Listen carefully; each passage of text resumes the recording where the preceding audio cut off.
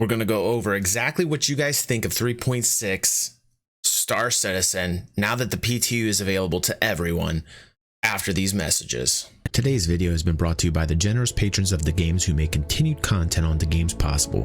The games patrons enjoy monthly giveaways like Steam gift cards, Star Citizen packages, and any game that you want giveaways. Please consider donating just $1 if in any way you enjoyed the game's content. Thank you.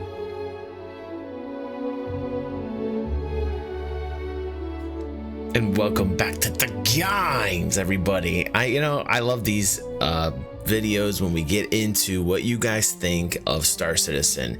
It's about you guys, it's about the community, and it's about your voice, what you think of this whole process. For me, 3.6 has been actually quite an up and down experience. At the very beginning of it, when they rolled it out, I thought we were going to have another 3.5, but thank God, I think they've ironed out a lot of the issues that I had personally. Still have some problems with the hover mode and the VTOL. I like that they disabled it in space and only are making it available for atmospheric flight. That makes tons of sense, but let's go over what you guys think, because I really want to get an idea of where the general consensus of the process is. I just posted this not even, was it 10 hours ago, and we've already got 70 votes. This is something that on this community tab where I'm going to do a lot more of this. It's important, again, in my opinion, to get this voice out there. A lot of people will say, well, it's not affecting anything. Yeah, it does, because it filters through all of these citizens, it filters through SIG, and it gets to people who actually create the game. It's why it's important. It's why I do what I do. Here's what we asked on the poll. It is, after the extensive patch rollout on 3.6 and the P2 finally being available to everyone, what are your thoughts on it? And then I said, please feel free to elaborate in the comment section below. So I just made it very simple. I like to make the polls very simple because I think if I make it more complex, then there's more issues of misinterpreting exactly what, or gauging what the reaction is to a question. So I make it very simple. I say, do you like 3.6? You don't like 3.6. And 65% of you have said thus far you like 3.6, and 35% say they don't like 3.6. So let's get into the comments. Let's really read, and this is great because people are voting on these, and you can kind of rank like which comments are the most important by how many people are upvoting these comments. Jimmy K says 3.6 has had its ups and downs. VTOL definitely needs more work. I absolutely agree, Jimmy. I think that is going to get better over time. There are so many people in our Discord server that had mentioned at the very beginning of this process how sloppy it was. Some people are saying it's easier now to navigate. I've noticed a slight difference. I think it comes down to more of just continuing to learn and understand the VTOL system, and but it is still very glitchy. He says, like the toggle and the holographic landing guided systems they used to have. The new law system is fun, but scans happen way too often. I absolutely agree with you, Jimmy.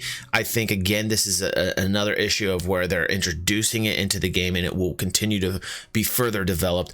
Ships feel more solid now, and overall gameplay has been a lot of fun. My overall experience with 3.6 has been mostly positive, and I will agree with you, Jimmy, on that. I do notice that there is a lot more stability from the 3.5 build. So I think they went in a step in the right direction. Do I think it's enough? I think they need to continue to you know me, I'm always going to push and tell them that there's a lot more work that needs to be done. And I'm going to be very vocal about that because I want these builds to be as stable as possible so that when they hit the PU and people play the game, even though it is in development, that these people who are playing the PU have the most stable experience that they can. Landing is a lot more scary, read as satisfying, Jimmy says, and the new sounds make flying with headphones feel amazing. Yeah, when you get a pass by, especially in atmospheric flight, that is an awesome sound. Overall, it's been a great update so far, and I can't wait for the 3.7 patch. Yeah, everybody's kind of looking forward towards 3.7 now that we've gone through this process of every wave hitting the 3.6 PTU. Mowdy, sorry if I'm not not pronouncing that correctly. He says hover mode needs work just like everything else. New rest stops really make 3.6 better. We did a video here on the channel with our Experience Star Citizen video. You guys want to check that one out. It's pretty cool. We show off those new rest stops. They are rather large. They're very colorful, and I will tell you that they add to the experience of the game. I definitely like the rest stops, Mouty.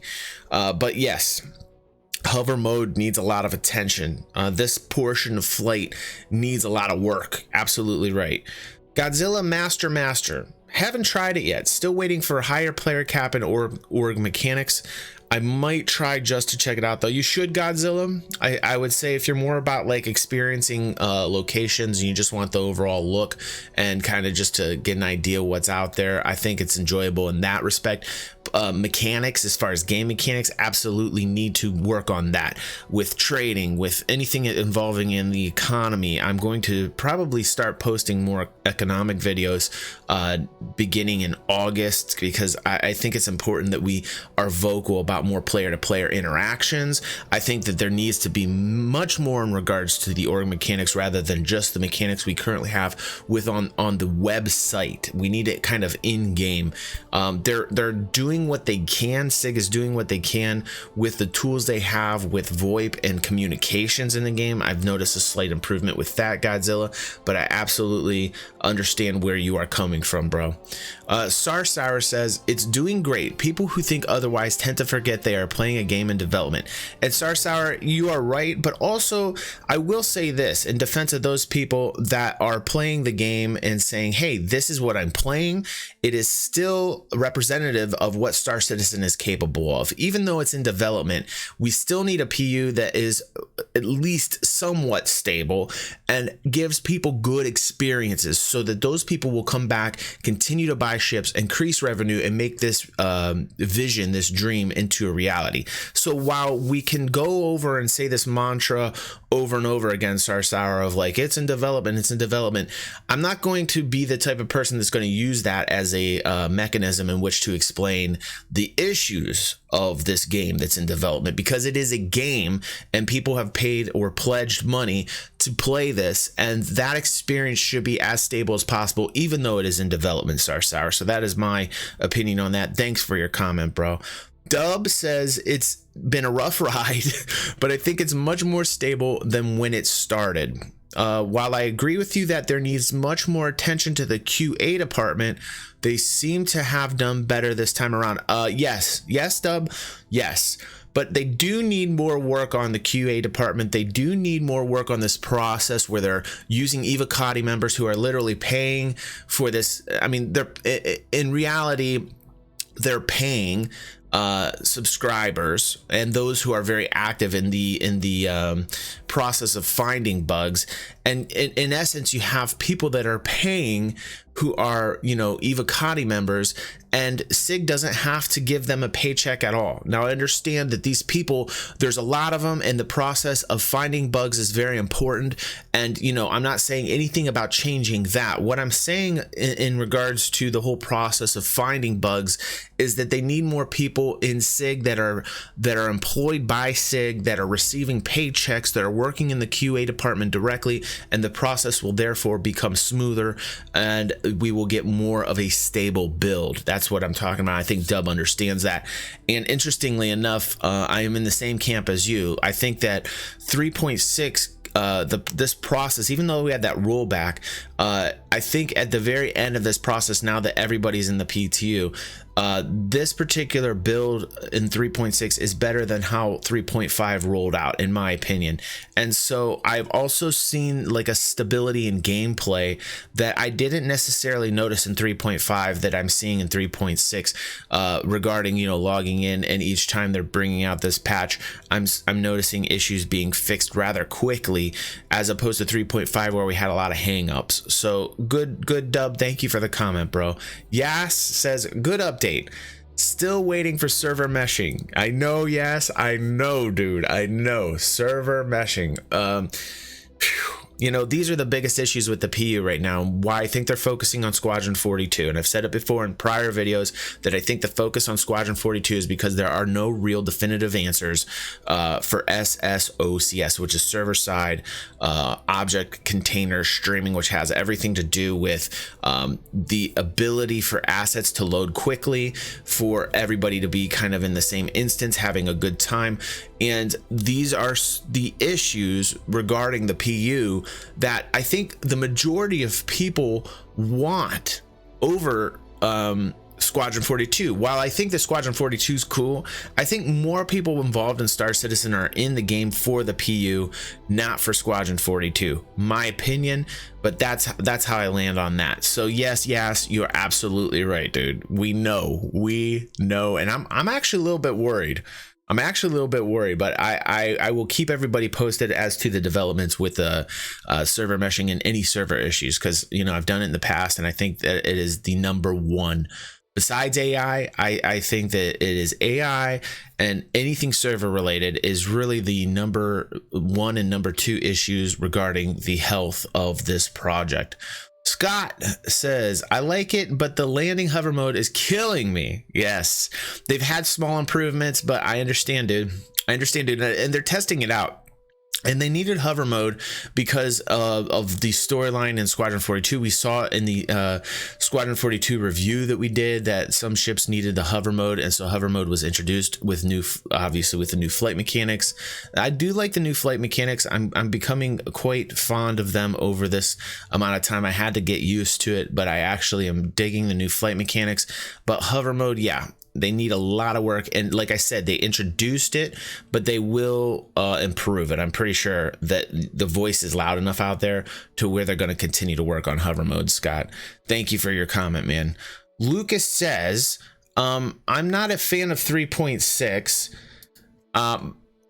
because it's not 3.6.x and I don't have my 890 yet.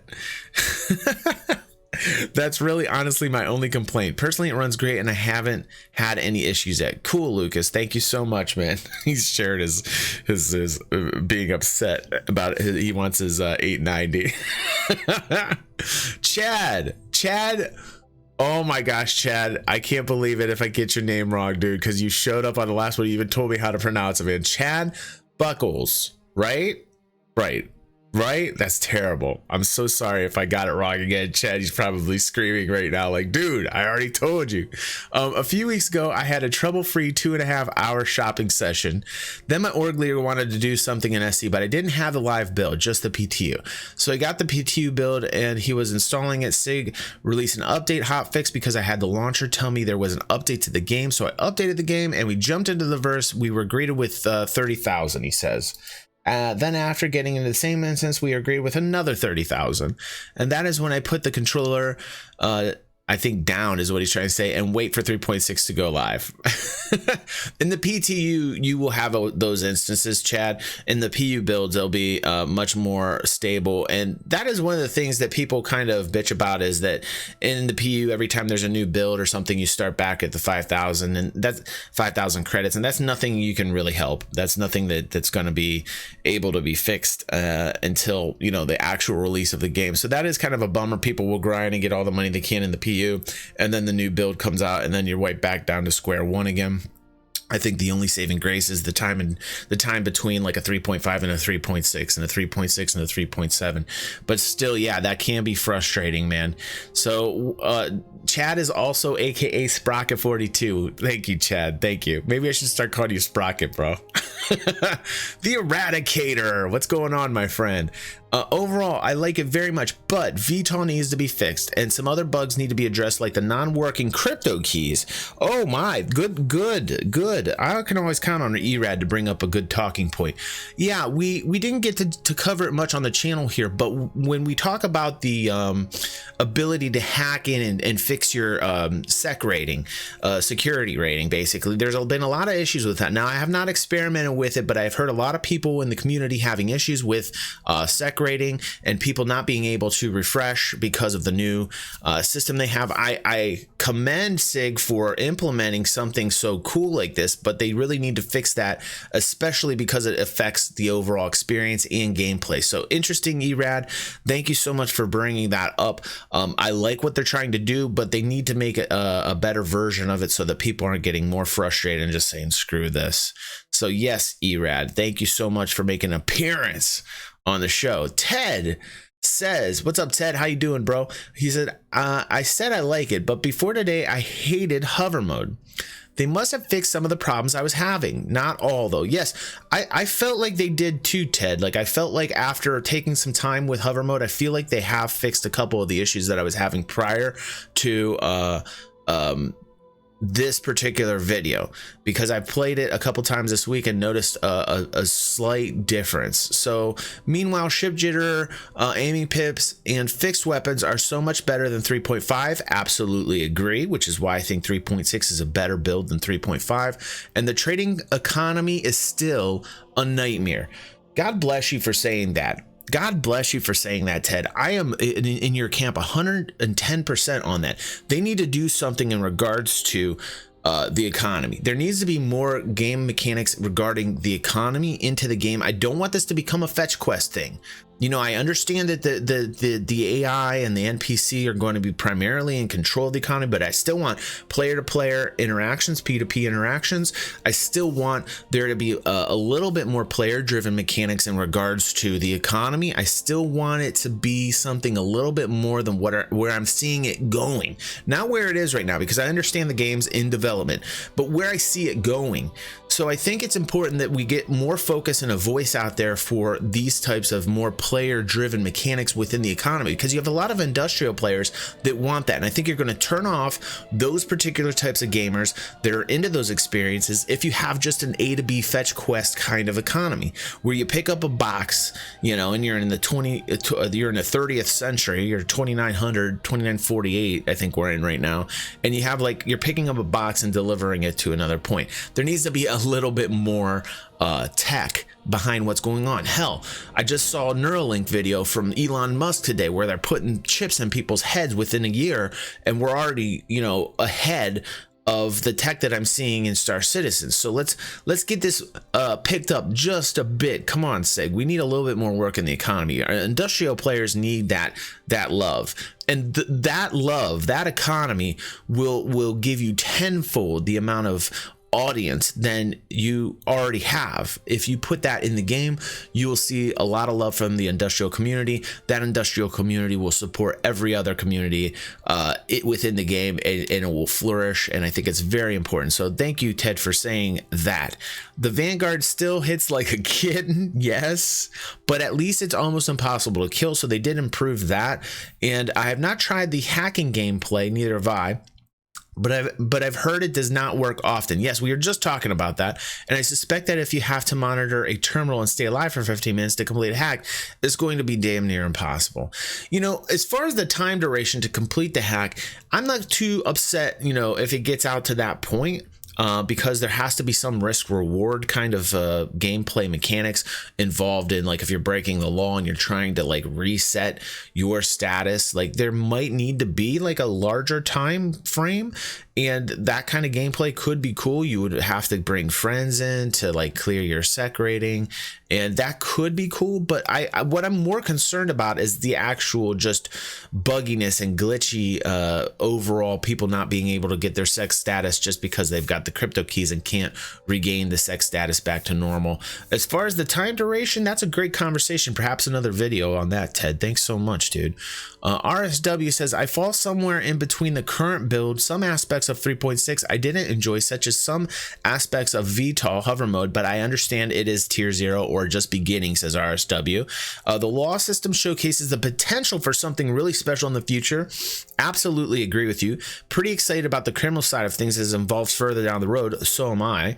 And rest stops more a welcome addition to the verse, as they are super sci-fi and it provides a sense of scale and diversity. among each one. Yes, I like the fact that you're seeing how different they can look. I want to make sure as we go to 3.7 that the interiors are matching the exteriors.